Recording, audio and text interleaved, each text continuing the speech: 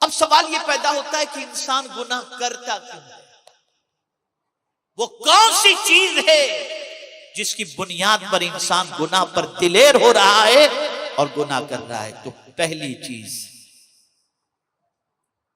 उसके दिलो दिमाग के अंदर ये तसव्वुर मिट चुका कि मरकर मुझे अपने रब को एक एक पल का जवाब देना है।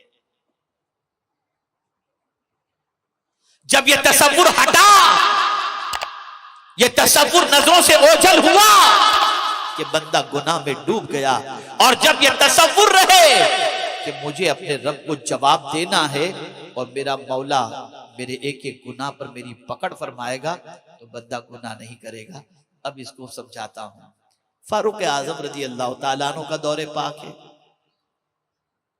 आप निकले ये देखने के लिए कि अब मदीने के नौजवानों की सिचुएशन क्या है। तो सैयदना फारूक आजम रजी अल्लाह तआला अन्हु अपने साथ थोड़ा सा तोशा लेकर जंगलो बयाबान की तरफ पहुंचे।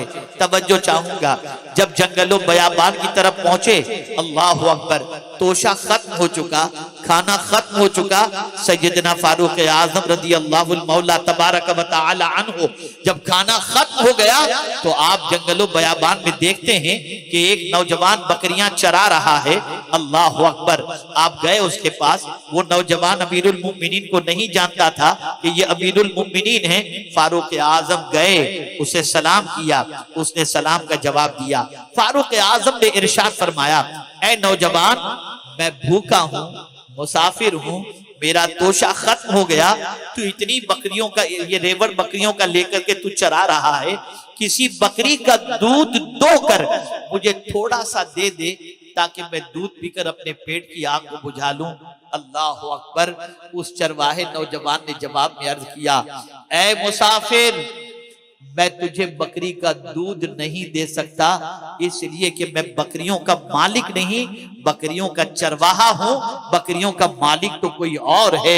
अल्लाह अकबर, फारूक आजम ने महसूस कर लिया कि जंगलों बयाबान के अंदर ये शख्स इस तरीके से अपने मालिक की फिक्र कर रहा है, ये कोई कामिल इंसान होगा, ये पक्का मुसलमान होगा। तो फारूक आजम ने उसका इम्तिहान लेना चाहा और इरशाद फरमाया, सुन, एक बकरी का बच्चा ज़बा करके मुझे दे दे, इसकी जो कीमत हो मुझसे ले ले, और अगर तेरा मालिक तुझसे पूछे कि बकरी का बच्चा कम कैसे हो गया, तो तू अपने मालिक से कह देना कि भेड़िया खा गया, तेरा मालिक जंगल में देखने तो नहीं आएगा ना।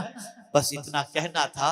उस नौजवान ने फारूक आजम को देखकर अर्ज किया, ऐ मुसाफिर, तू जो कह रहा है कि बकरी का बच्चा ज़बा करके तुझे दे दूं और मेरे मालिक को पता भी नहीं चलेगा, सुन लो, मेरा मालिक तो मुझे नहीं देख रहा, लेकिन क्या मालिक का मालिक भी मुझे नहीं देख रहा।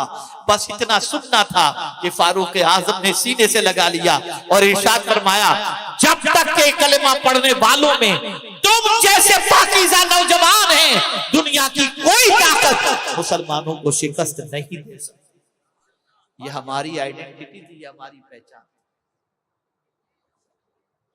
ये अल्लाह की बारगाह में खड़े होने का डर, जवाबदेही का तसव्वुर। दूसरी चीज जो गुनाह की तरफ ले जाती, जब ये डर खत्म हो जाता है, ये ख्याल खत्म हो जाता है कि अल्लाह को जवाब देना है, तो फिर आप जो चाहो करो। अरे हुकूमत को जवाब देने का ख्याल आ जाए तो आदमी ब्लैक एंड व्हाइट चोपड़े बनाता है कि सीए से ये करा लो, वो करा लो, ये करा लो, ये करा लो, ताकि पता चल जाए। सारी चीजें आदमी का जवाब देने का ख्याल होता है। आप मुझे बताइए, अल्लाह को जवाब देने का ख्याल निकल गया, इसलिए सारी चीजें हो रही। दूसरी चीज जिसे कुरान ने मेंशन किया, गुनाह सबसे ज्यादा मालदार करता है। इसे गौर से सुनिएगा आप। जहां माल आया, सरकश हुआ, वो बागी हुआ, इल्ला माशा।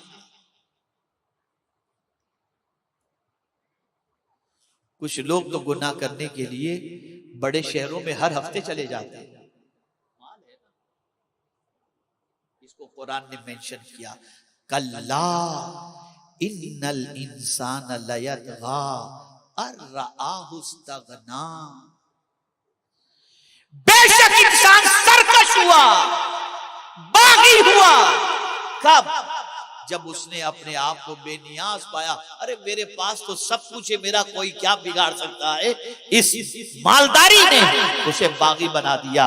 यही वजह है कि अजाब भी जब किसी बस्ती पर आता है ना, बड़ी मादरत के साथ, सारे मालदार की बात नहीं कर रहा, जो मालदार गुनाह करते हो, अल्लाह जब किसी बस्ती पर आजाब नाजिल करना चाहता है तो क्या होता है?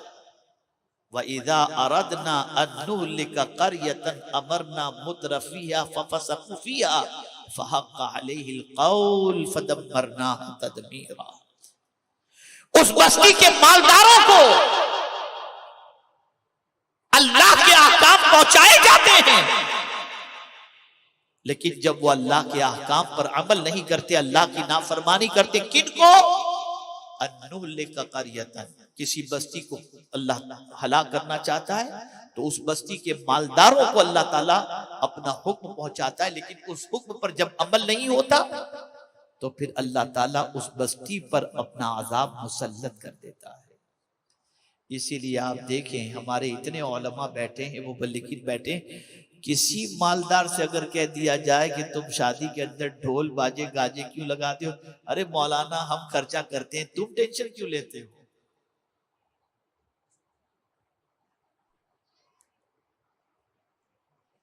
ये हाल हो चुका है।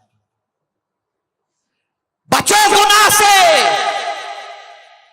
गुनाह वो बीज है जिसकी बुनियाद पर सिवाय कांटे के दरख्त के और कोई चीज नहीं निकल सकती, और नेकी वो बीज है जिससे सिवाय सुकून के और कोई चीज तुम्हें हासिल नहीं।